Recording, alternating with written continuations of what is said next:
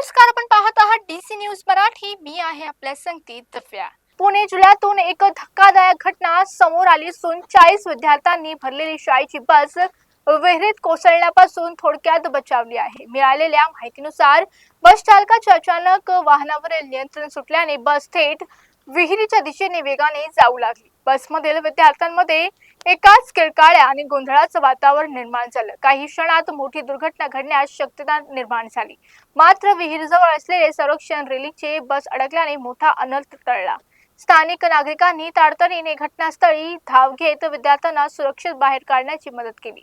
प्राथमिक माहितीनुसार रस्त्याची खराब अवस्था आणि वाहनाचा तोल जाणे अपघातामागील कारण असू शकतं. घटनेनंतर पोलीस आणि प्रशासनाने घटनास्थळी भेट देऊन तपास सुरू केला.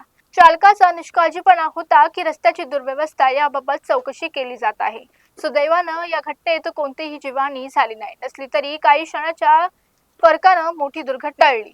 पाहूया पुढे काय होतं या प्रकरणात. थांबूया तेच पाहत रहा डीसी न्यूज मराठी.